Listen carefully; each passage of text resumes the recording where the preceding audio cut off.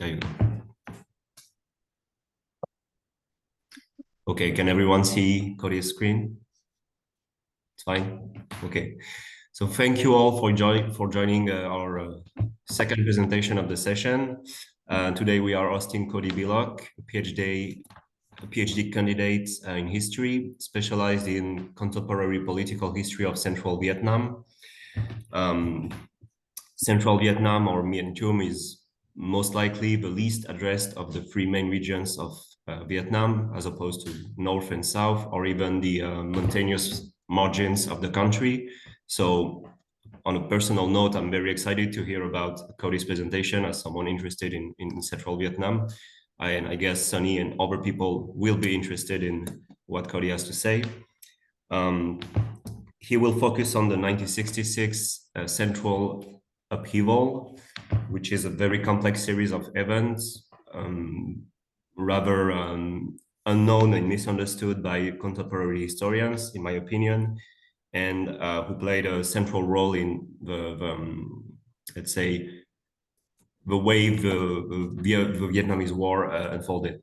So, Cody, we can hear you present today. I will leave you the floor. You can talk for half an hour or 40 to 45 minutes, and then we'll have a Q&A if it's fine for you. Yeah, that works great.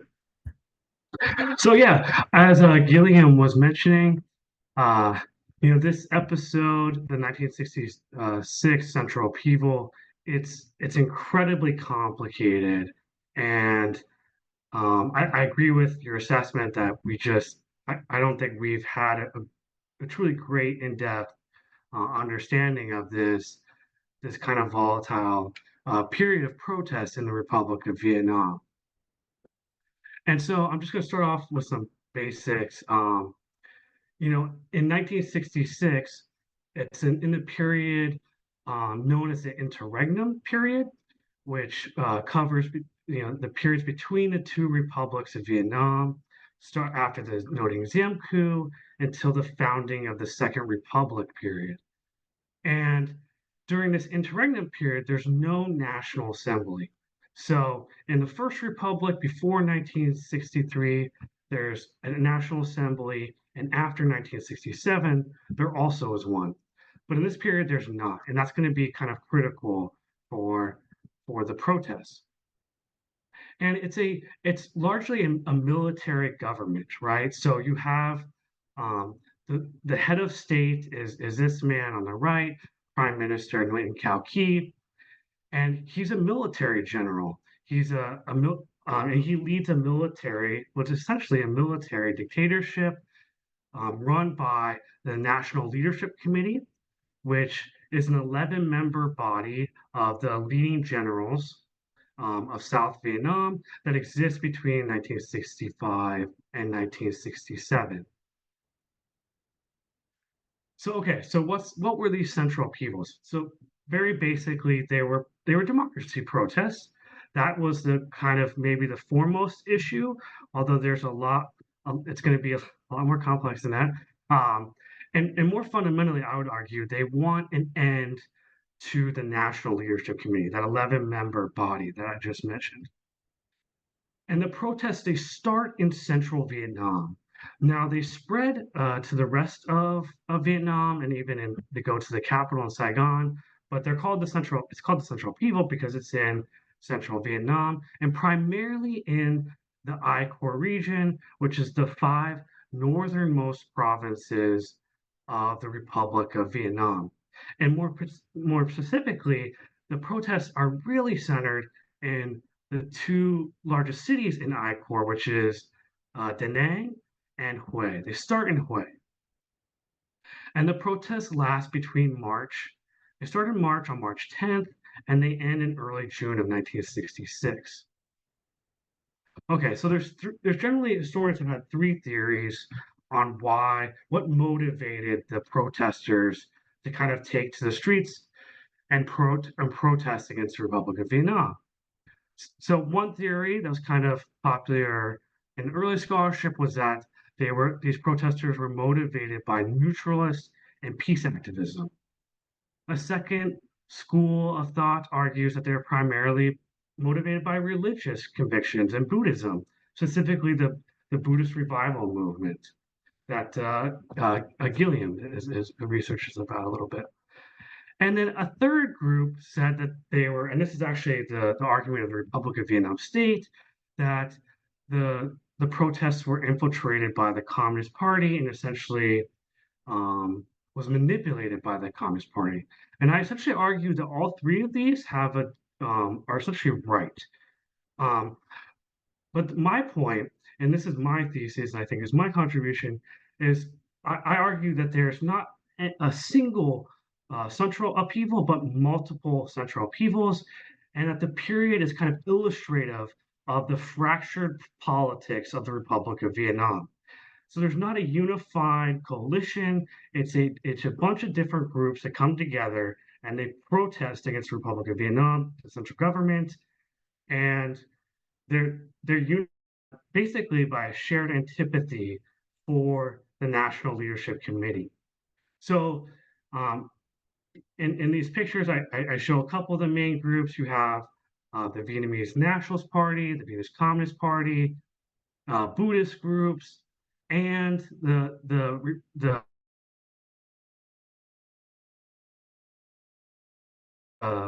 Arvin First Division, Nguyen Chi Thang,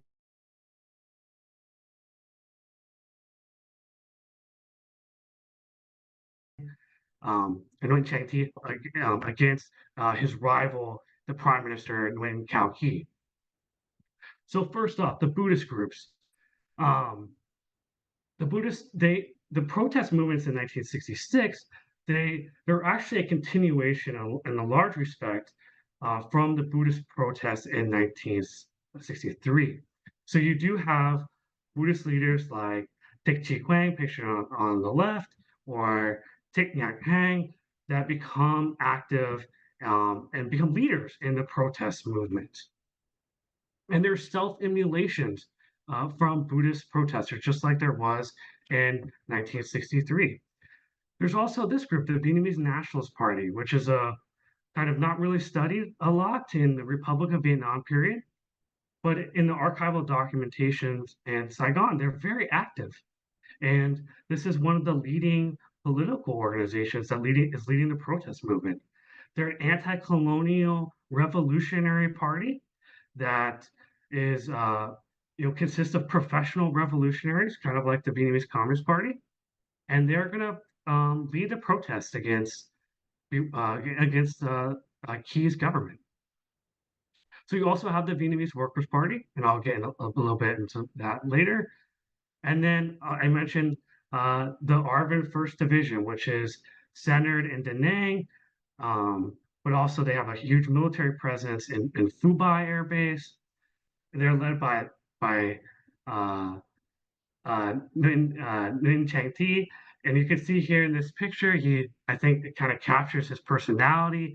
He's kind of a flamboyant figure.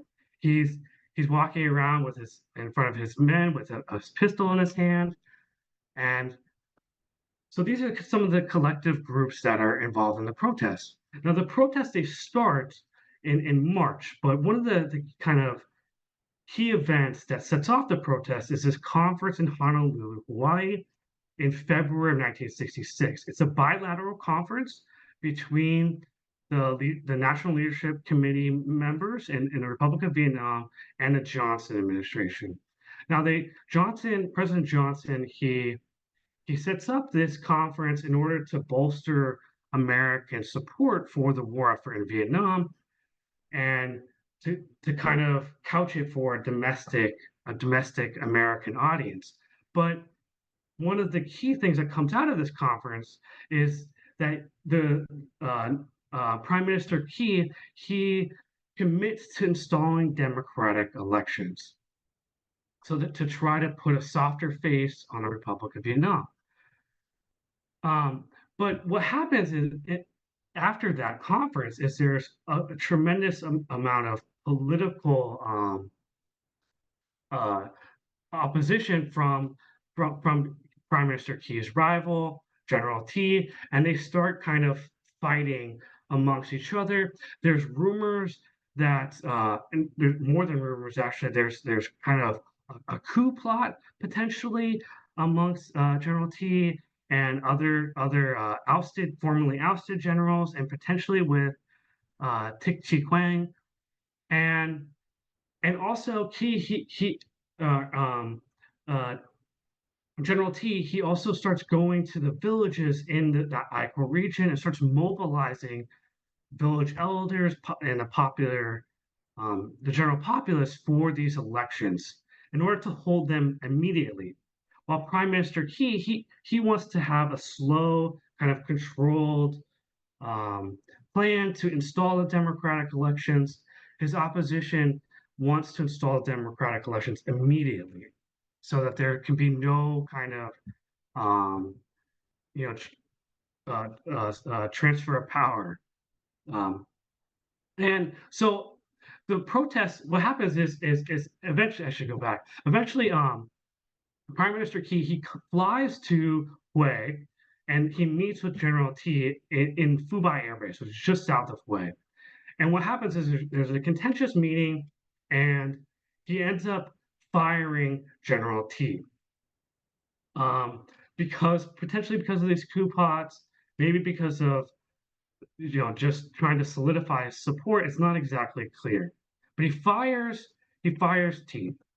And a day later, so that's on March 10th. A day later, protests start at the National School, also known as Bookop, and the protests start with students and teachers at the university, and they quickly spread. So the students are the first wave, but they quickly spread. The Arvin First Division that I previously mentioned, they begin to support the protest, as does the National Police, and they kind of owe their political legitimacy to General T. So on March 15th, a couple of days later, some group of the protesters, they create an organization called the People's Forces for Taking Advantage of the Revolution. Now, this organization is it's unclear. Frankly, I had suspicions that this was a communist front group initially, but I've backed off of that claim a little bit. They're quite radical, but there's a couple times when they actually make statements. The leadership of this group makes statements that is actually anti-com. So it's and I don't really know much about they have a central committee. I don't actually know who sits on the central committee.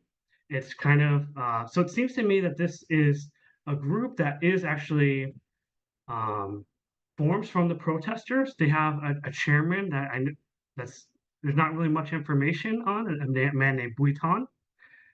He's not mentioned in any historiography really in Vietnam or the United States. It's kind of interesting. Uh, and this is the leading one of the leading organizations.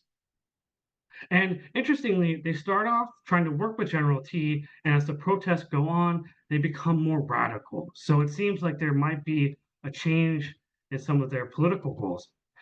So initially, though, they do list 5 demands. They call for the abolition of the National Leadership Committee, the reappointment of exiled military officials, those ones that had basically been ousted from the Republic of Vietnam government, some of whom were suspected of having political allegiance actually with France, actually. Um, they called for a unified national government, immediate democratic elections, and the restoration of revolutionary generals, meaning Nguyen Chang Thi. So the Buddhist group inside the Buddhists also uh, make a list of demands of 4 demands, which doesn't include the abolition of the National Leadership Committee. So there is some friction between those two groups. The Buddhists are a little bit more moderate than the People's Forces for Taking Advantage of the Revolution. So the protests begin to spread. There's a lot of vibrancy to them, a lot of popular support, and the National Leadership Committee, they actually allow General T to return to Hue. And he actually gives a speech in front of the Hue Citadel, in front of this historic pavilion, Upheaval, and it's attended by apparently by tens of thousands of people. They rush to him. He's basically, um, you know, the people of Hue look to him as a hero of the central Vietnamese region.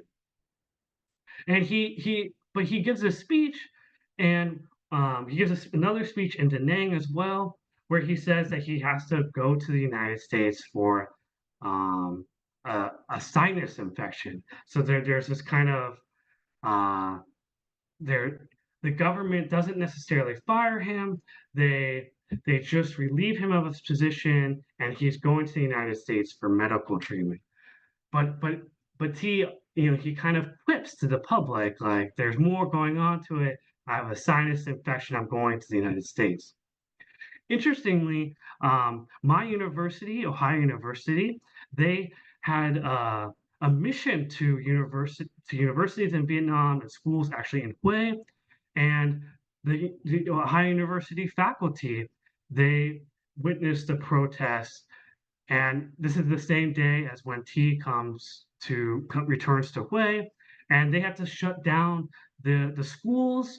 And eventually the high university has to flee to Saigon because the protests take on increasingly anti-American sentiments. So I mentioned that the protests started in Hue, but they spread to Da Nang, Quang Nhat Ai, Quy Nhon, Dalat, and Saigon, and also Quang Tri to the north. So, and actually the students in Hue, they organize conferences to spread what they call their revolution to the rest of the Republic of Vietnam. On March 20th, though, the Communist Party, they issue in Region 5, which is kind of the same as the École region, they issue a resolution to kind of infiltrate the protests in order to kind of stoke what they call their political struggle.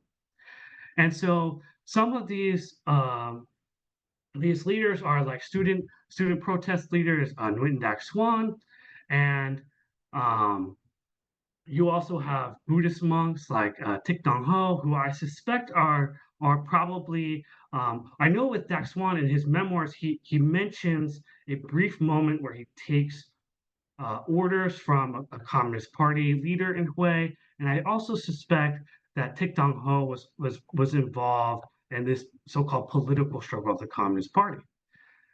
So the leading organization of the Communist Party in South Vietnam, it's the Central Office of the South.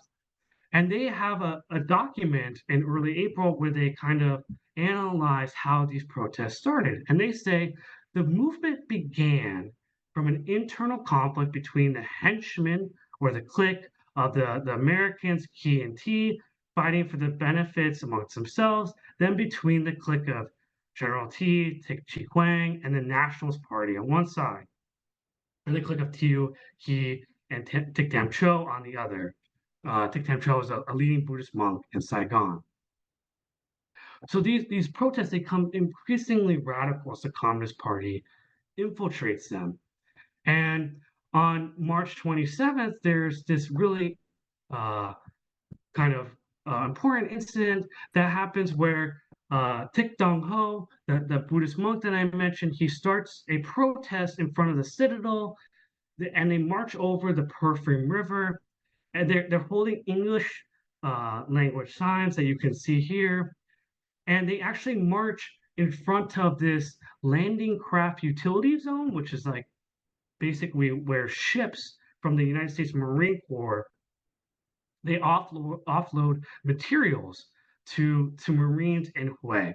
And these protesters, they go in front of that utility zone and they hold up these English language signs. And then actually a Lance Corporal in the Marine Corps gets kind of irritated. He tears it down. And this causes a really big incident between the protesters who claim that the United States is actually interfering with the kind of internal domestic Vietnamese politics, that the United States is opposing democracy. Um, and so actually this incident, right, I mentioned at the beginning in the Honolulu conference that President Johnson is worried about domestic support in the United States, and he wants to bolster America's support for the war. But this incident he's really worried about this incident because he sees it as Vietnamese protesters kind of harassing a Marine, who's fighting, trying to fight and die for his country. And there's actually the kind of National Security Council, they draw up plans even specifically after this one incident to potentially leave Vietnam and to quote make a stand in Thailand. Now that doesn't happen. They don't abandon the Republic of Vietnam, but actually what does happen is that Johnson um, he he he becomes even more supportive of Prime Minister Key and of the Saigon government, seeing these protests as increasingly radical, and and but at the same time he encourages some negotiation. So Prime Minister Key and the National Leadership Committee, they send this man in the top right of the picture of the frame, Pham Swan Cheo, who's a member of the National Leadership Committee, a more moderate member, you might say, who wants to negotiate. And he flies to Da Nang and then to Hue, and he meets with Nguyen Chang Thi. And during that meeting, they're in an assembly hall in Hue. The meeting has two purposes. One is to kind of investigate whether the protests had been infiltrated by the Communist Party, and then the second is to also negotiate for a potential settlement. And during this meeting, though, the protesters they find out about this meeting between the two generals, and there's this man pictured in the bottom right hand of the screen, Professor Lê Van Hao, who's actually trained as a trained historian, educated in France. He leads a group of protesters over to the assembly hall, and they demand that General Chio come out and answer the question of the protesters. And he does. He comes out and answers, and he says, "Look, I know that you haven't been infiltrated by the Communist Party, which is what the central government in Saigon is saying at this point. And but the students, these kind of the students, which are becoming, I think, a little more radical, they demand that Chio goes over to the radio station and deliver this message, which is then broadcasted over over the Hue radio station and broadcasted to central Vietnam, saying, the communists had not infiltrated the protest movement. But interesting, that episode, it kind of humiliates Chiu. And by extension, it humiliates the National Leadership Committee. So in the span of a little over a week, they had, essentially irritated Johnson and humiliated Johnson in the Marine Corps. And then they also had humiliated a more moderate member of the National Leadership Committee. And so this kind of gives um, Prime Minister Key a chance to act with a firmer response, and he sends military units loyal to his government from Saigon, and he lands at Da Nang Air Base. Now, initially, it seems like he's going to take over the air base or over central Vietnam region, but internally, I found documentation that it was largely a bluff. They didn't want any violence to break out. So they sent units hoping that potentially the central region, especially the Arvin First Division, would kind of fold over to the central government, but that doesn't happen. And so there's actually a standoff outside of the Da Nang Air Base, which is blocked by the United States Marine Corps, who kind of preach for negotiations, and they want a settlement and peace. They don't want violence between these two factions within the Army of the Republic of Vietnam. And at the same point, though, Prime Minister he claims that the mayor of Da Nang, who's a Dr. Nguyen Van Mang, is actually a communist. He's probably not a communist. Other internal Republic of Vietnam reports say he's pro-French, actually, and pro-neutralization. So it's not exactly clear, you know, what the central government's real thinking of analysis of his politics are. But he claims that he's been infiltrated by the communists, the mayor of Da Nang, and that he needs to be shot. So this is kind of seen as a strong man, as Key, accusing his political opponents of being communists and that they need to be killed. And so this doesn't play well internationally. But because he accuses his political opponents so fervently of being tools of the Communist Party, there actually is anti-communism that spreads throughout the central Vietnamese region.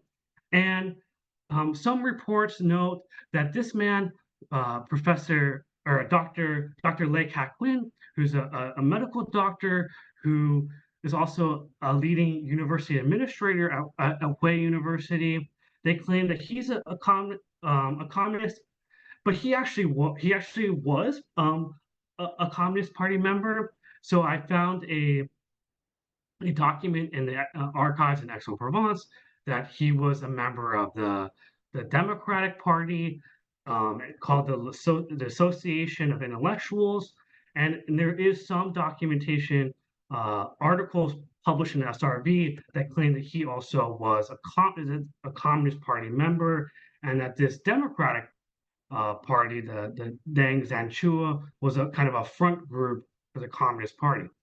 And so what happens is Lê Khả Quyên, essentially gets barred from any leadership appointments within the struggle movement. And so he's kind of pushed out because of his affiliations with the Communist Party. So there is real anti-communism within this group, even though within the protest movement, even though it had been infiltrated by the Communist Party, just to show you how complex this is. And the United States military there also has a kind of disparate response to the protest movement. Now, in Saigon, General William Westmoreland, who's the kind of leading general of the United States military in Vietnam, he's more sympathetic to the Key government. But he has a rivalry with the leading general of École, which is the man pictured on the right, General Louis Walt, who's the leading Marine Corps general in Vietnam, and he commands that I-Corps region. Now, they had debated about the efficacy of counterinsurgency policy in Vietnam. Louis Walt wanted basically to be more involved in the counterinsurgency program, whereas Westmoreland wanted to designate that job to the ARVN.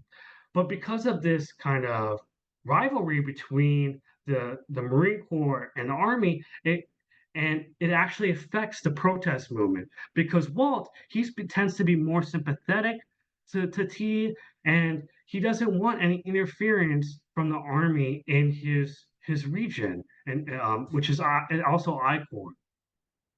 So he's much more sympathetic to the protesters. Okay, so a day after the speech that when Prime Minister Key accuses the protesters of being infiltrated by the communists and sending his units to Dang Air Base, students in Hue, they meet at Hue University, pictured on the left, and then they organize a protest, a demonstration, and they march over to the Military Assistance Command Vietnam building, also known as MACV in Hue.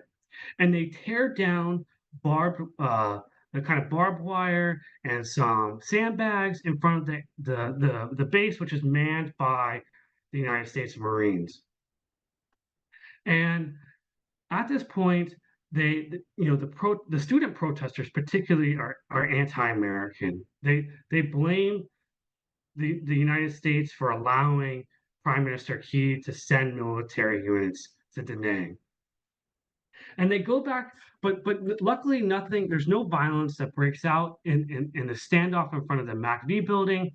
But they go back to afterwards. They go back to the Way University, and the students led by Nguyen Dak Swan, they form a group called the Student Suicide Squads, and which is essentially a student militia group that is actually eventually will be armed, and they organize this group because they want to die. They want to die for the revolution, and they want to die fighting the Arvin units loyal to Prime Minister Key. So they'll go from they get trained actually at Fubai Air Base in Hue, the Student Suicide Squad, and then they go to Da Nang, where they're essentially partnered with the Arvin First Division. So you have these student groups, which are student militia, which is armed by the Arvin First Division, and which is led primarily by likely an underground Communist Party member. Okay, and actually at this meeting, I should say this too. This Dak Swan, he mentions in his memoirs that he gets a note from this underground Communist Party official so that they need to switch from political struggle to armed struggle. So that's part of the emphasis for why the student militia group apparently has been started. So they go to Da Nang, but as I mentioned, there's a standoff at the Da Nang Air Base, and that lasts for well over a month. But at this time, the Arvin First Division, they start having they don't have a great relationship with the Student Suicide Squad, which is more radical, and eventually they get them to leave, and the students they'll eventually the Hue students they'll go to Quang Nai. And there, the Vietnamese Nationalist Party has a very strong presence. And in Quang Nai, the Student Suicide Squads, they fight with the youth groups of the Vietnamese Nationalist Party. So you have students, they maybe are more radical, more left wing, and the Nationalist Party students who are fighting amongst each other. Right? The students and the Arvin First Division, they're not getting along, which is why they had to leave in the first place. And then back in Da Nang, throughout the month of April, the Vietnamese Nationalist Party they promote protests throughout Da Nang City, and eventually the Arvin First Division they raid the political offices of the Vietnamese Nationalist Party in Da Nang, and there's a shootout. There's and they arrest the kind of leadership of that party in Da Nang, and they confiscate guns and weapons. So basically, what I'm trying to paint here is that each one of these groups is fighting with each other. At the same time, though, the Key government, they do make some concessions. They try to outline the plan for democratic elections.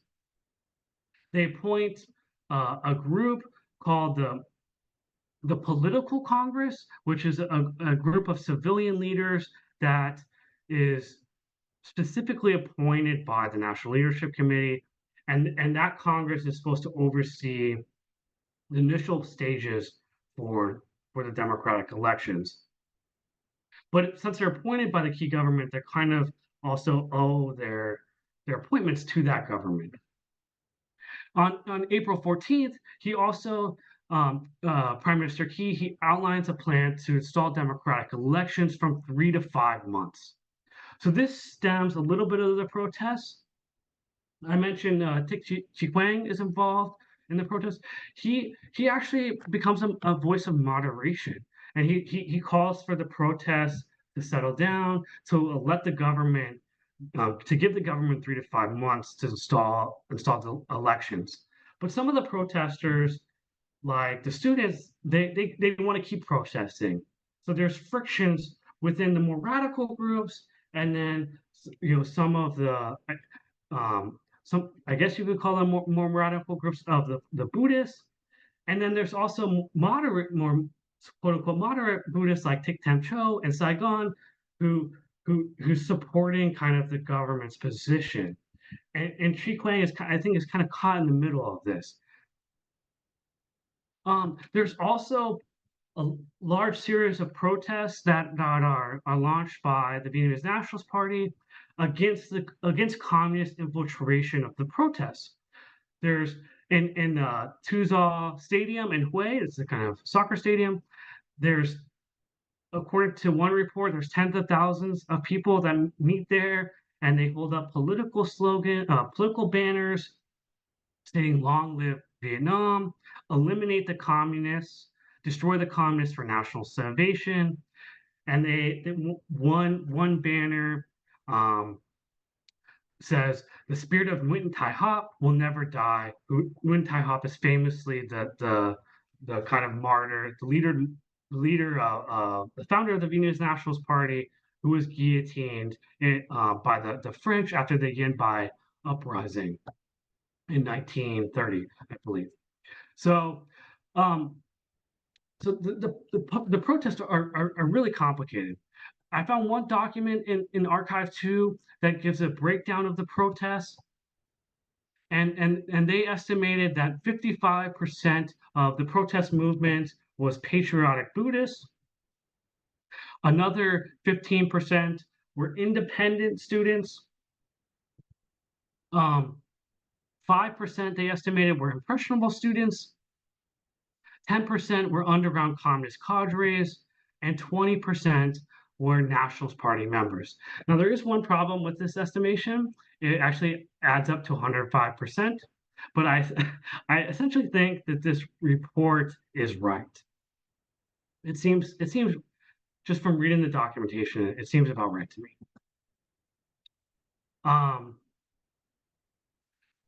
So another thing too is there's fears of from the Republic of Vietnam that the French government had actually was stoking protests within the protest movement, right? De Gaulle had called for the neutralization of South Vietnam, and one internal report claims that Chi Kuang was pro-French, and another one.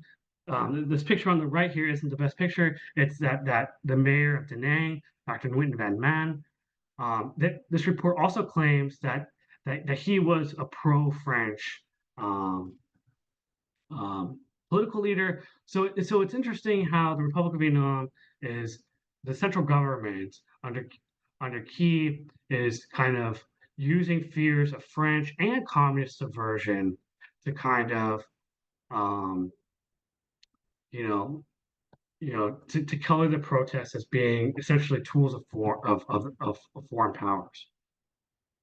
On May 15th, Prime Minister Key will eventually send more units to Da Nang. And this time he's not bluffing, and they do take over the central region. They start off by taking over the Da Nang, and then they'll eventually move towards Hue. But during this time, the student suicide squads, they have actually returned to Hue at this point, and they'll burn down the United States Information Services Library in Hue. As the central government takes over the central region, the protesters will blame the United States for allowing this to happen. On May 31st, they also will burn down the Hue consulate. And so by this point, all Americans had to be evacuated from Hue as well. So, and as these protests are kind of attacking these American offices, the forces loyal to the Saigon government they're coming up Highway 1 from Da Nang to Hue, but that military column is blocked because some Buddhist leaders, they put their family altars on Highway 1, and they block the military column. And this does actually give some time for some leaders within the protest movement to escape. So Nguyen Dak Swan, amongst other student leaders, will escape to the liberated zones to the west of Hue in the mountains, while as some other leaders are arrested. So Tik Chi Quang is arrested and he'll be sent to Saigon. The doctor like Haquin, he'll be sent to Saigon. And so the protests they end with arrests essentially. And this doesn't really play well internationally. Um, so eventually, though, the elections they are held. It's not along that 3 to 5 month period, though, which is they do uphold it sort of. They allow elections for a national constituent assembly, which will vote on a constitution, and then that constitution forms the basis for the democratic elections, which are held in September of 1967. So there's a little bit of fun and games with that, but the elections really are held. And then, but of course, uh, Winton Van Til, one of the leading generals of the National Leadership Committee, he'll win the presidency in 67, which forms the basis for the Second Republic period and gives more legitimacy to the Republic of Vietnam government. And at least at this point, they can claim that they're voicing, that they represent the voices of the people through democratic elections in a national assembly. Okay, and that's it. So. All right, thank you, Cody. I think your presentation just shows how complex 1966 is. And to be honest, when you were unfolding your presentation, I had a lot of compassion because you have to contextualize the RVM, which is always complicated. You have to contextualize the 60s. You have to contextualize I don't know, a dozen of parties, religious groups, different. You have the regional thing, all that contextualization process and event description is both critical and so complex. So thank you for that complete presentation of, I guess, the main part of 1966 crisis. I think Sonny was raising his hand. Do you want to go first, or do I get to ask the first question, Sonny? I have a dozen of them actually, but it's you want to Well, go first? hi, Cody. Hi, everyone. Actually, I was uploading, but I'm okay to maybe ask a first question because I was surprised that you didn't talk about your sources and your archival material. So maybe you could give us some insights about what you saw in France, in the US, and in Vietnam, of course. What was available, especially in Vietnam, what you couldn't see and what you could see. Thank you. Yeah, so I went to 3 archives in Vietnam. Archive 3, right, which is the archive for the Democratic Republic of Vietnam. And unfortunately, there are materials there, but they were denied to me. So I didn't get much there. I would have loved to get some materials from there. I went to Archives 4, which I know you've worked at extensively. Again, I got denied most of the documentation. There's not a lot there, but anything uh, anything with politics, essentially, I was told they would deny me a lot of this stuff. So most of my research was in the U.S. archives and then in archives 2, especially archives 2. So I got a lot of stuff from there, and in the United States, the National Archive in College Park, Maryland. So but so I'm working primarily from archival documents from the Republic of Vietnam in the U.S.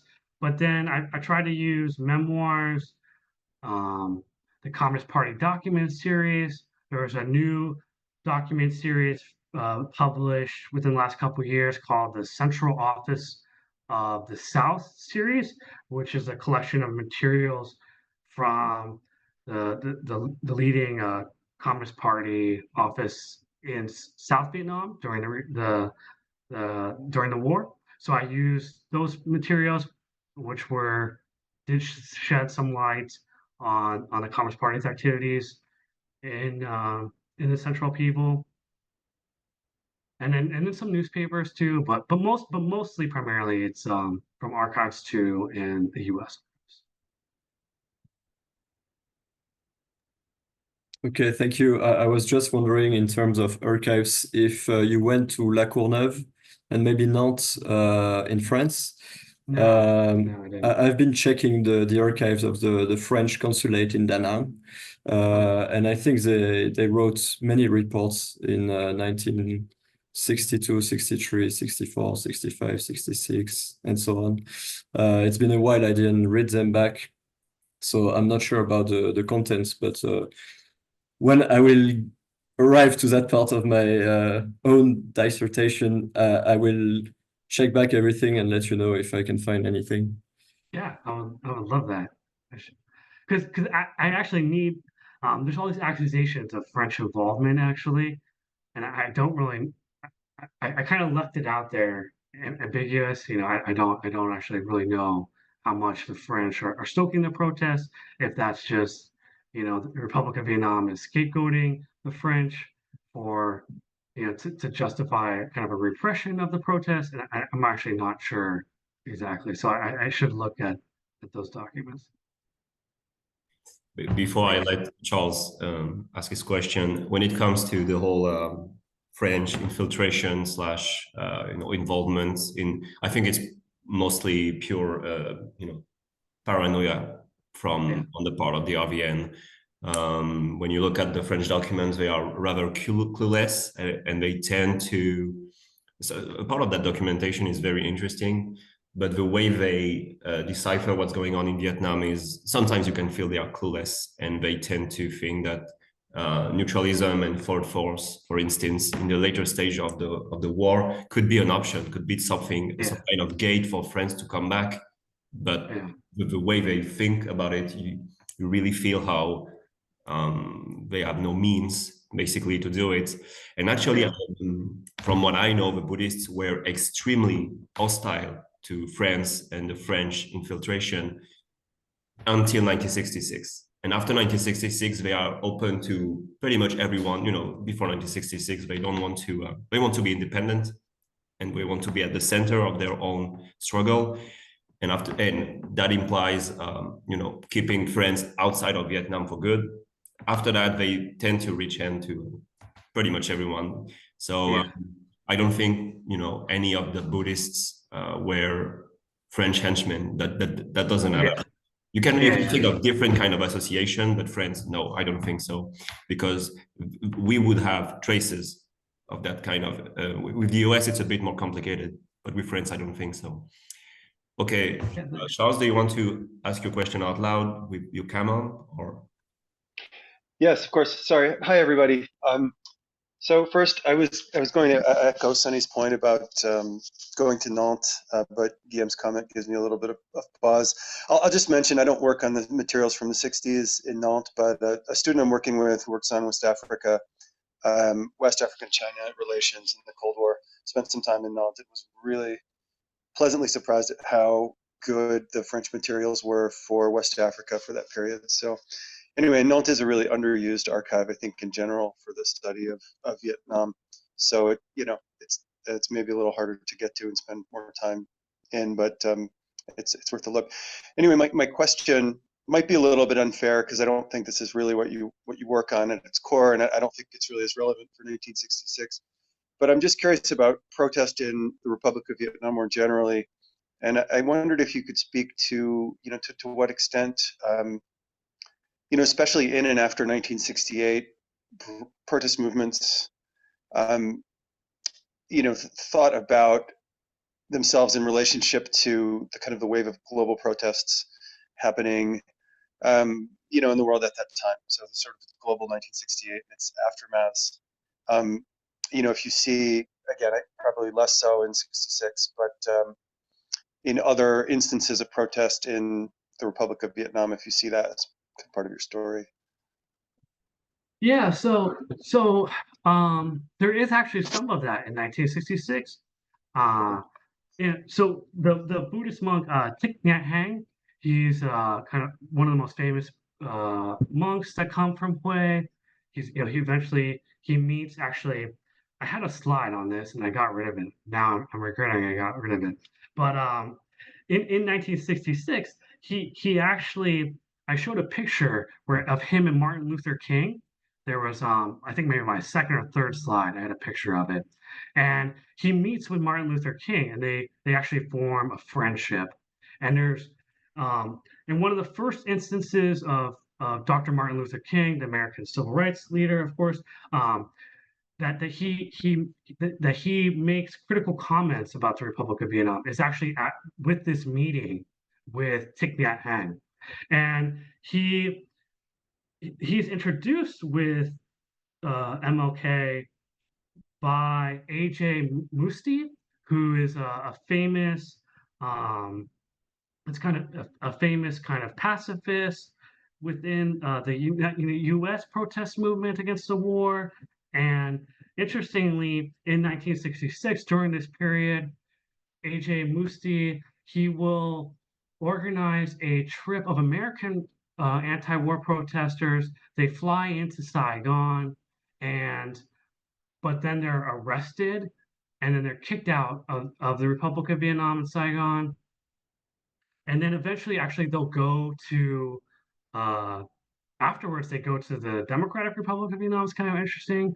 And at that point, they actually meet even with Ho Chi Minh. It's kind of, there's like this whole kind of confluence between different protest groups.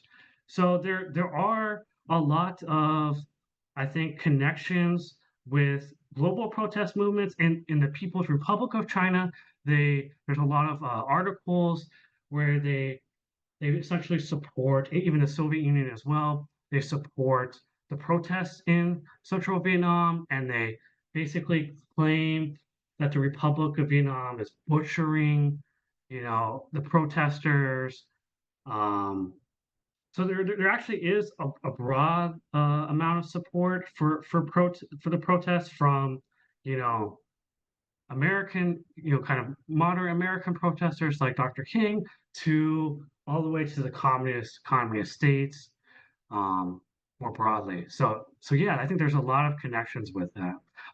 Even one of the professors that I mentioned too, uh, who's a professor of history, Lê Van Hao, he was taught, he got his degree from the Sorbonne, um, and he was involved with, actually, you might be interested in this, because I know you have a book on that just came out.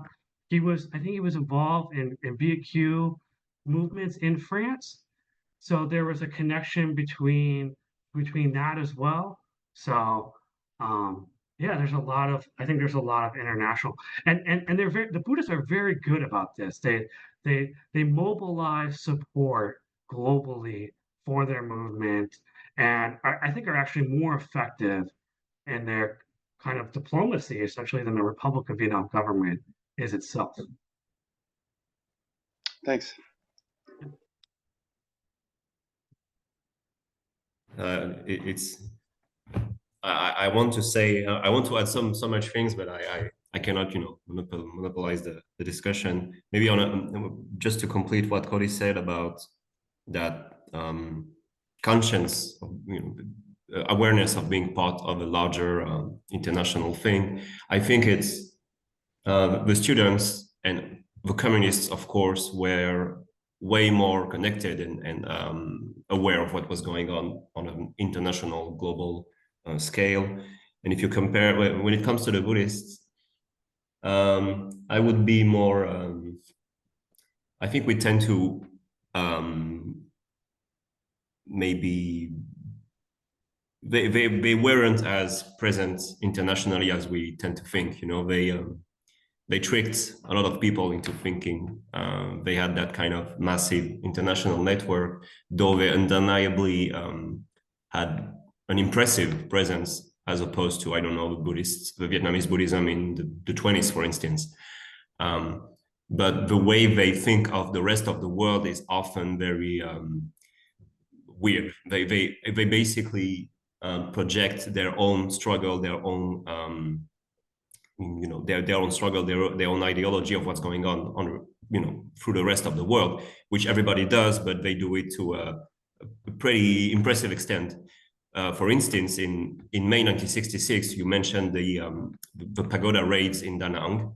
I found a conversation memorandum at some point where Chi Kuang was furious of what happened, and he said, the people of Da Nang will never forget what happened there, just like the Japanese in Hiroshima will never forget what in Japan. I've seen that document, yeah. Yeah, and you're like, okay, so that's interesting because he tends to, he can think of, because that's one of the point I wanted to make. The whole 1966 isn't about, democracy, peace, neutralism, whatever. It's a sovereignist thing. What matters is it's a sovereignist crisis. And so, he can think of sovereignty on, for instance, some kind of East Asian scale. He can think of American denying some kind of, some amount of sovereignty in Japan 20 years earlier. He can think that through the lenses of post-colonialism. But to compare Hiroshima and Da Nang, that's, I won't go into detail, but you cannot, you can compare everything, but you cannot assimilate 20 people dying in Da Nang because of the army with the bombing of Hiroshima or Nagasaki. These are two completely different things, not to mention the overall setup. So I would say that the Buddhists have a very narrow vision of the rest of what's going on. And it's interesting to compare it with the students. When you look at the small journal of the students during these years, they usually have some kind of international news section, and it's very well documented. And they would say, oh, the American did that in, I don't know, in Latin America, for instance. We don't find that kind of references and that kind of vision on the part of the Buddhists. So that's an additional dimension of how all these strugglers are asking for the same thing, essentially, but they have a totally different way of asking for it, and in the end, a totally different ideological complexion. So so Pierre asked a question 10 minutes ago. He asked about interviews with the now old or former students. Did you find and meet any of them, Cody? Yeah, so I haven't done interviews. I haven't done interviews with the students, yet. I might try. I'm going to try to do that, but yeah, I haven't met them yet. So it's just it's just been archival documentation for now, pretty much in memoirs, newspapers. Okay, thank you. I think we could put you in touch with one or two other researchers that might have that kind of first-hand recollection of the events. So let's keep in touch and we can talk about it. Yeah. So Antoine made a rather long remark. So École, thank you for your presentation. Just a quick remark, since this is my dissertation topic, the Cosven, be careful about the Van Kim Tumhumko series because the central region, usually interzone 5, Lianhu, Nam, and Huti, was barely under Cosven jurisdiction. It's officially under Cosven leadership from 1961 to 1965, but it was largely a separate entity throughout the whole war. Indeed, from 1965 to 1975, interzone 5 is directly responsible to Hanoi. And from what I have understand, keep their autonomy. They are not responsible to Cosven, which just focus on the B2 theater, Nambo and Husao. So yeah, so it's that's right, and Antoine. Actually, but the Qitian, the region for Guangxi and Tuetian. That interestingly, I haven't really know what to make of this yet. But there's and I didn't include in my paper, my talk. There's actually a meeting where they formed this group, this military region, actually right at the beginning of the protests before. So like March 2nd or March, something like that, 1966. And they have a delegation that goes to Hanoi and they meet with Vo Nguyen Za, Nguyen Chi Tang, and Ho Chi Minh. and the Central Military Commission, and then they rezone this this Triton region, and that's when it becomes directly under the Politburo. This is my understanding, which is kind of interesting. They also it does affect the protests actually because they want. My understanding is they want to bolster this region of Guangxi and Tuetian in order to prepare for what they call the General Offensive General Uprising, which of course happens in 1968, the Tet Offensive. And interestingly, some of the student protest leaders that are working initially in Da Nang and other regions, they go to Hue right before the protests start, which is kind of interesting. It makes me wonder if maybe they weren't involved in planning this, like trying to stoke protests before they even started. But I haven't been able to confirm any of that just because the materials just don't exist for that. The soonest report I have is that March 20th, which is also, yeah. So, yeah, I hope that's more. Thank you, Antoine, for the long precision on that issue. It just shows again how complex it is because we would have to include North Vietnam in the equation also. And yeah, I guess there is some ethnic things going on also in 1966. So it's really a nightmare to contextualize. Yeah, Vietnam. yeah. Also. I'll ask a question: is how does 1966 fits in your dissertation and your overall research? Because I have an additional connected question with that because my own understanding is that 1966 is some kind of it's the conclusion of junta, basically the military interregnum, and it's between like just after the very particular. So 1964 is chaos, undeniably, Yeah. and 1966 is that very, very weird and long year of contained tension with no particular upheaval of any kind, unless you take, there is the end of the Chen Ben-hung government in early 1965, but after that, you have a year-long period of tensions where everybody is kind of building strength and looking at each other. And in the end, 1966 happens, and nobody is happy with the government. Van Huykwat is, stays three months in office, and then he's kicked out. There is other coup d'etat going on, and in the end, 1966 happens, and it gives birth to 1967 and the early stage of the Second Republic that is allegedly, a calmer, more stable republic than what was the interregnum. So how does 1966 fit into that, and how do you address?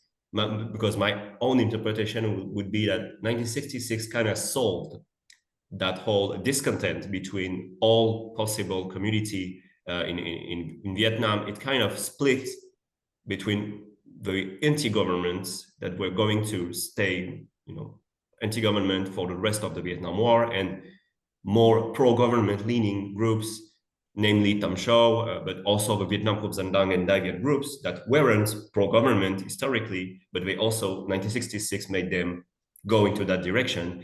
And my additional question is, what do you do with the Catholics, which were also kind of forced or made into that pro-government position through 1966 when they allied with the Vietnam Group Dân Dang and the other national groups against the insurgents during the crisis?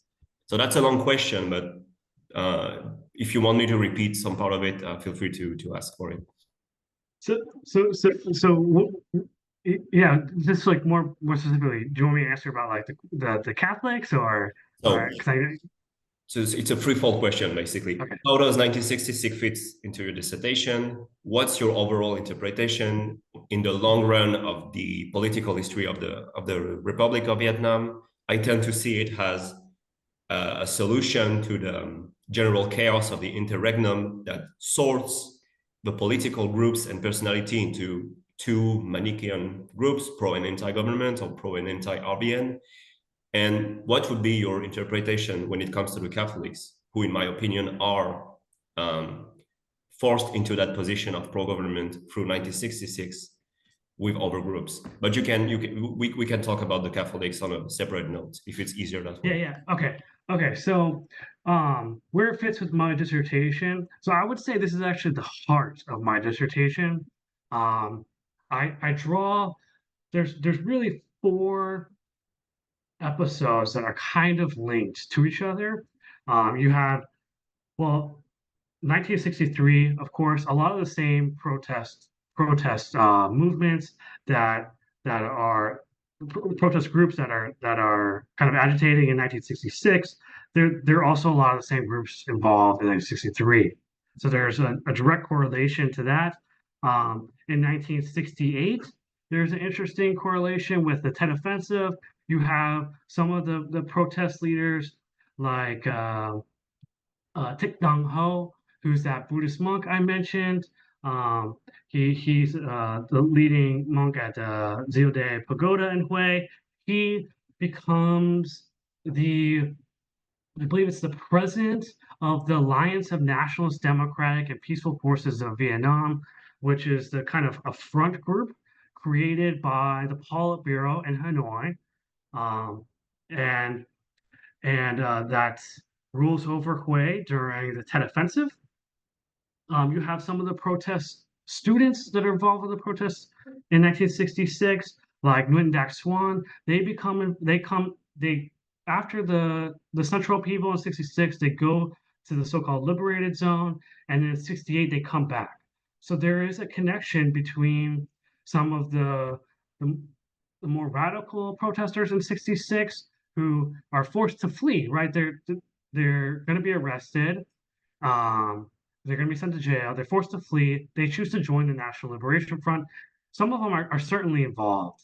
Beforehand, I think with specifically Dak Swan is involved with the Underground Communist Party, and they come back in 1968. There's another episode in 1972 that's involved in my dissertation, which is mostly focusing on Hue, actually.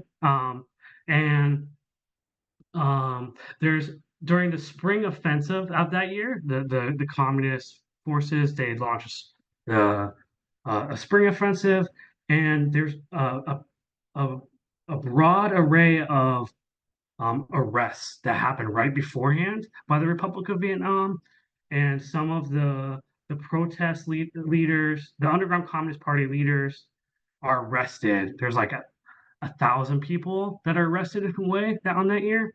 Some of them, I'm not sure if all of them are communists. It's hard to verify if 1,000 people are Communist Party members. I know some of them are. Specifically, there's this guy who I didn't mention in the talk, who's very important. His name is Hoang Kim Luan, and he's essentially the Underground Communist Party leader for mobilizing and proselytizing intellectuals and students in Hue.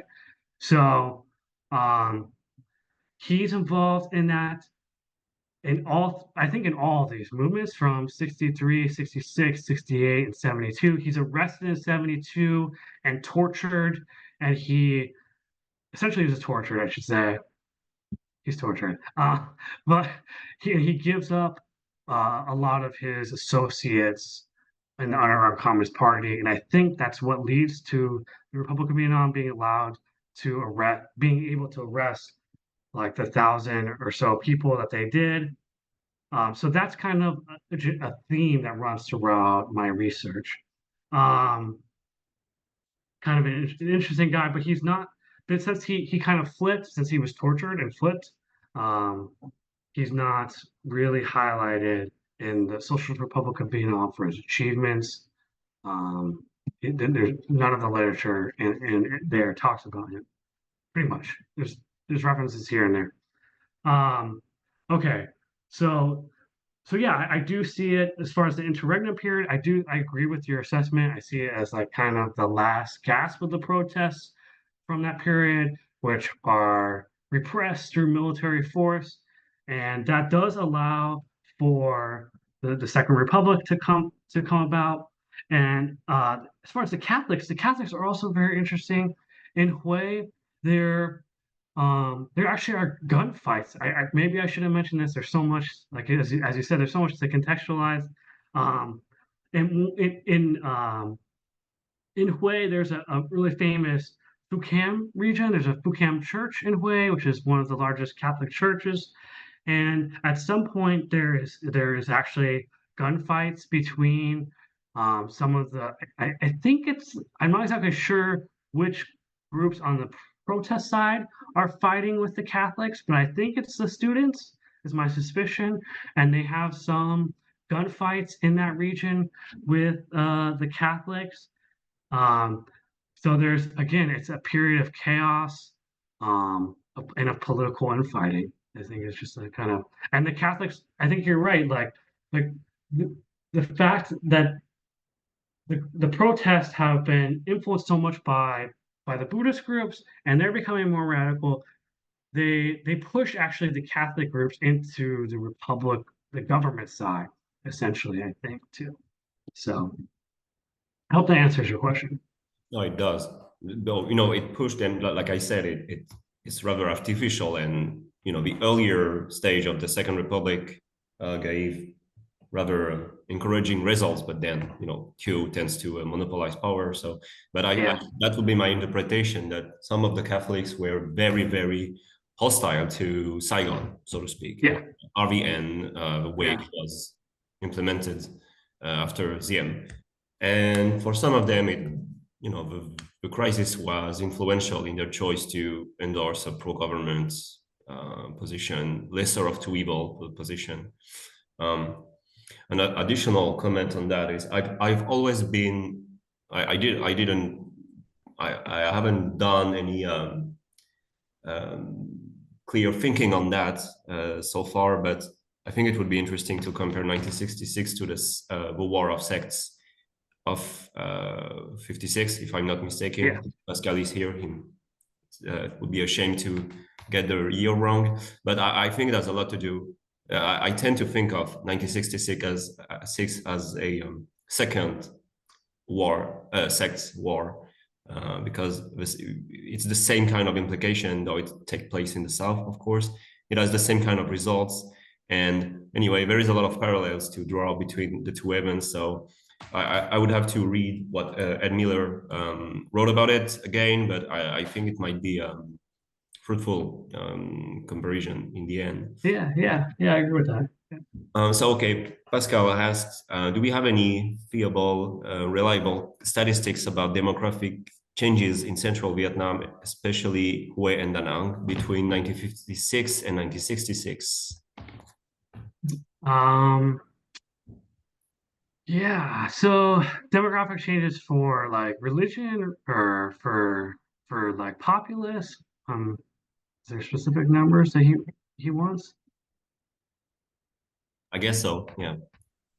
Yeah. No, I there's a recent graduate of the University of Washington. Her name is Yu Hung. She wrote a dissertation on Hue, a social history, and she actually has a lot of demographic numbers involved. So there are some like the rest of the Republic of Vietnam. There's a lot of kind of migration, internal migration within those cities. So I mean, this starts in the Indochina War too. Hue and Da Nang, they just continually get larger throughout those wars. I'm not sure about religion, like if people are changing religious groups.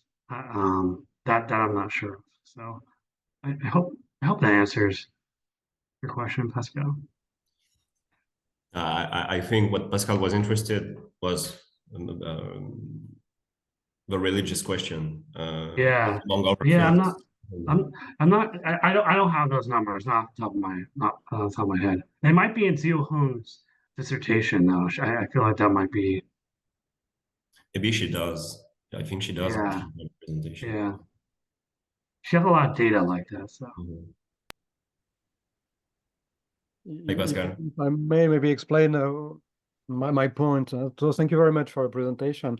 I was wondering, yeah, about the demography and the social changes, of course, in this place, because we are focusing a lot about ideology. But I was wondering, speaking about mobilization of population, what kind of population were mobilized?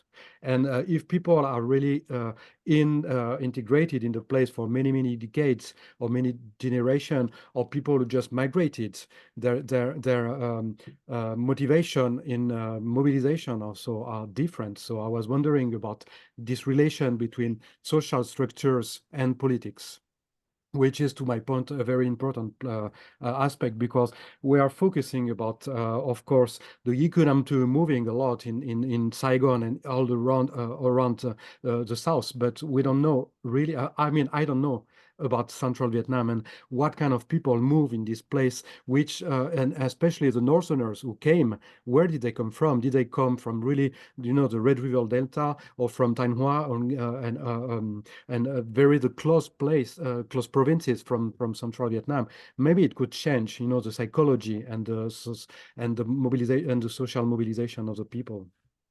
yeah, yeah. So there are a lot of the northern Bac Si Koo 54 refugees that move to the region. They tend to be the most anti-communist. I believe they're from a lot of them. I think there's a little bit from all over, but I believe a lot of them for Thanh Hoa. Well, don't quote me on that.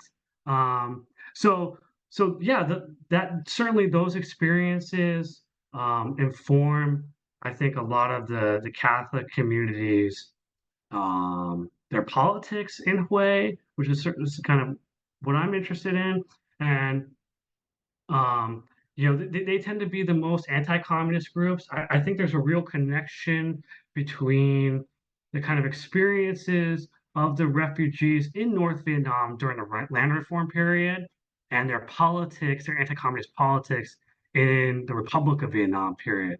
So I think a lot of that is essentially informed by trauma, maybe political violence that they saw, and the fact that they had to flee their homes, obviously their ancestral homes. So there is a lot of connection between the kind of political, their backgrounds, where they came from, and their politics in the central upheaval period. Mm. Does that answer your question? Mm. Yeah, sure. Thank you. And just thinking about your presentation and the place of Central Vietnam, in this history and in the national history and Vietnamese culture, I was also wondering, speaking about politics, about the people who came in this place, I was wondering, the function, the role of the imperial court, of all these huge, very famous families living in Hue, faced with new politicians who came from other parts of the country, from the south, but also from the north. And I was wondering, at least I'm very curious to know about the linguistic aspect of political speeches and discussions.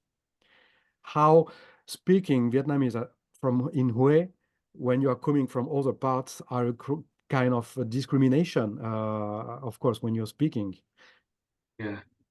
So, Well, I so mean, this cultural aspect of political life also could be a clue to understand also the motivation, the mobilization, the networks also of this. Not only, ideology, but other aspects of cultural life, explaining, these networks. yeah, yeah. So the imperial past I think is incredibly important to the episode, to all the protests actually that happened throughout the Republic of Vietnam period in Hue. I definitely think some of these leaders of these protest movements they come from like families that are associated with the imperial court. So there's still a legacy of, those families were seen as, they were the aristocracy of Hue, and many of those families still had kind of a similar position within the Republic of Vietnam, even though it's not a monarchy anymore, even though, it's a military government, they still have that kind of cultural cachet within the community. And some of the protests, some of them are involved with the protest movement. So, for instance, from 1963 to 1967, one of the most important figures is this man named Ton Tat Zung Ki, and he comes from a prominent family, the Ton Tat clan, which is kind of associated. They could trace their lineage back to the Xilong Emperor, and he was maybe one of the most important leaders within the protest movement. Eventually, he gets arrested before this protest episode starts in 1965, and he'll be deported to the Democratic Republic of Vietnam. And then he actually comes back during the Tet Offensive period, and he becomes the general secretary of the Alliance of Nationalist and Democratic Peaceful Forces of Vietnam, which is that front group that is kind of supposed to take over South Vietnam during the Tet Offensive. He's like one of the leading figures of that. There are so Hue also, even though the university system is formed in 1956, a lot of the people that end up working for the university system are, have been trained and educated under the imperial, court, and in that background. And there's a lot of those that kind of intellectual group of professors at the university. They tend to be a little bit, they're heavily involved in politics, and the university itself is kind of, the professors there tend to be some of the most important figures within the protest movements. So that man I just mentioned, Tom Tat Zung Ki, he was a teacher there. One of the professors that I mentioned, Lei Van Hao, he was a university professor there. So there's a lot of these intellectuals that teach there. The students, obviously are heavily involved. So there's a real connection, I think, between that imperial past. And then also, I think a lot of people in central Vietnam too, especially in Hue, specifically in Hue, they see their past as being kind of, they see themselves as having a special role as the leaders of Vietnam, right? They had ruled over Vietnam for, close to 150 years, even though it's under the French, half of that is under the French government. They still have the court there, and so I think part of that like historical legacy kind of informs some of their politics vis-a-vis Saigon, where they kind of they want a more of a seat at the table. And the Saigon government, really it's centralized in Saigon, and there's a lot of regional tension. I didn't talk about that much during the presentation, but there's a lot of regional tension between the central region and Saigon. I think the imperial court kind of feeds the cultural legacies from the imperial court feed into those regional tensions.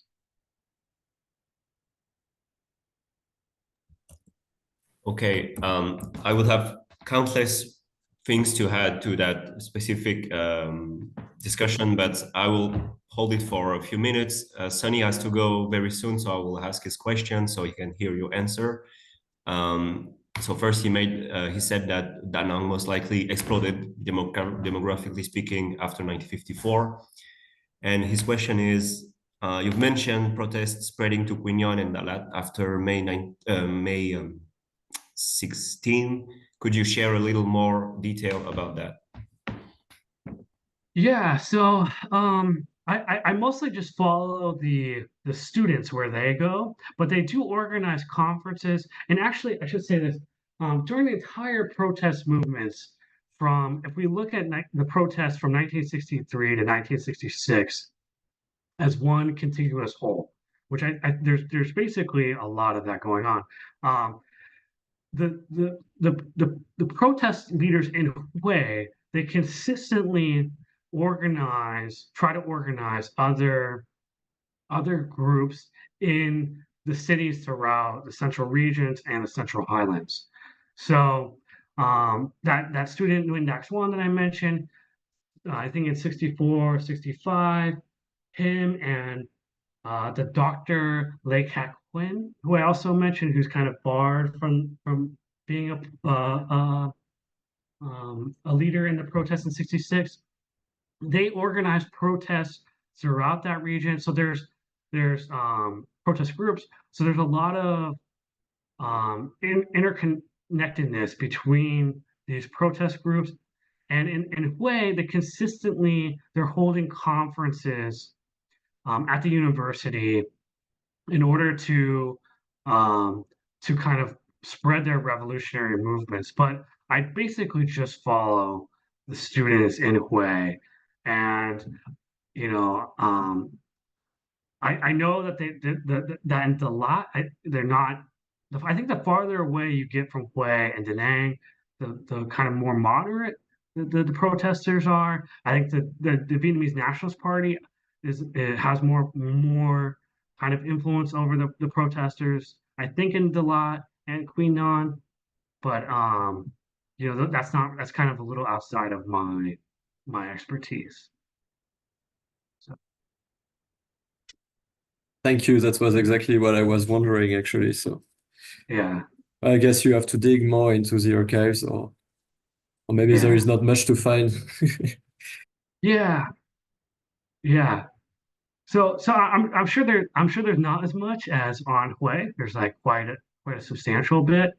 And I've looked at other regions, but not specifically. My dissertation is there's only 4 of us now. My dissertation is mostly on Hue. So although like on my letters, I wrote Central Vietnam more broadly, so I could look at everything. But it's mostly on Hue. Yeah. We all do that, Yeah. You cannot. That's one of the things I wanted to add, that Miền Trung is arguably a way more diverse region if you compare it with, I don't know, the Red River Delta or even the Mekong Delta, because the highlands and what the French used to call Sud Annam, so southern central Vietnam, are distinct regions to some extent. Being in Da Nang and in Hue are 2 very different things for several subjects, and the cities are, I don't know, 2 hours bus trip apart. So it's and I think one of the when it comes to the social and social changes that unfolded in central Vietnam, one things I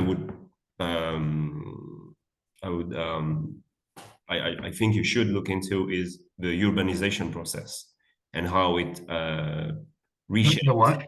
Urbanization process. Oh, urbanization, yeah. In central Vietnam, because I think it's critical to understand what's going on in central Vietnam that was way more rural and, let's say, traditional, for a lack of a better word. And then, the Vietnamese War happened, and the way modernization and urbanization specifically reshaped central Vietnam, I think, is critical to understand the way, for instance, 1966 happened.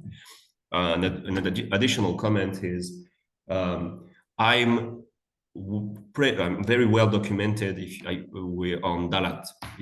If I compare, I don't know, Nha Trang or Phan Thiet, I have a lot of information on Dalat, and I think you already know that the 1966 crisis in Dalat was extremely violent and lasted until summer 1966. I think until June, late July or so, maybe even. Oh, July. I didn't know it lasted that long. I would have to check my documents again, but I had the chance to make a province by province survey at some point, and I think Dalat is the place where it lasted the longest. And like, oh, that's interesting. Interesting. I did not know that. I totally thought Hue was the kind of last standout at that point. I did not know that. Interesting. In the rest of Mientum, but it, you know, it was in Dalat, so it was a siege situation, but with way less people. And as soon as the military arrived, it ceased to be such. But the way the crisis happened in Dalat is very interesting. Me was interested in Buddhism. My own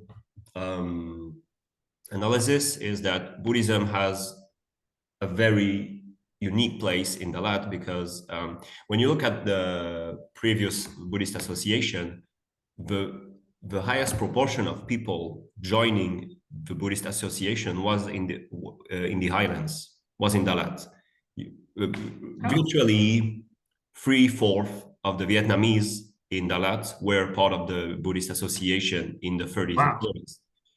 Because here, being Buddhists means being Vietnamese. Because you're in a minority, you're in Dalat, you're in the middle of, you know, a place that isn't Vietnamese, so to speak. Yeah.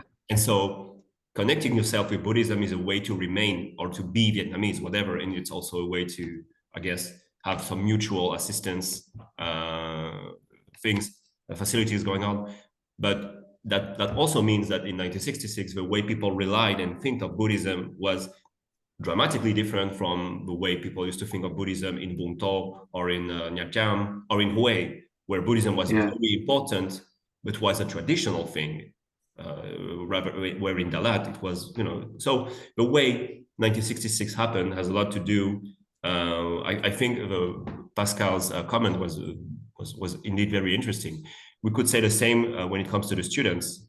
So it's only the three of us, so I can be pardon my French, but the students tended to be way more xenophobic and aggressive in Hue or in central Vietnam, as opposed to the one in Saigon, where I guess their parents had been in France for most of them. That wasn't the case in Hue. And there is actually an article by Cao Hit Tuan. I don't know if you heard of him. Cao Hit Tuan he participated in some of these events, and then he was I think so. And he was part of the Lihaquen-ish group of students / intellectual, and he wrote extensively on Central Vietnam and all these questions. It's in French, but I guess it might have been translated in Vietnamese. And Cao Hit Tuan, he acknowledged that there is that mix of urban bourgeoisie and traditional elite things going on in Hue that is totally distinct from what's going on in Saigon or what's going on in such cities as, I don't know, Nha Trang. You know, it's not the same thing as being part of the urban bourgeoisie in Nha Trang and in Hue. Like two totally different things. So I think digging into that kind of documents might be very interesting.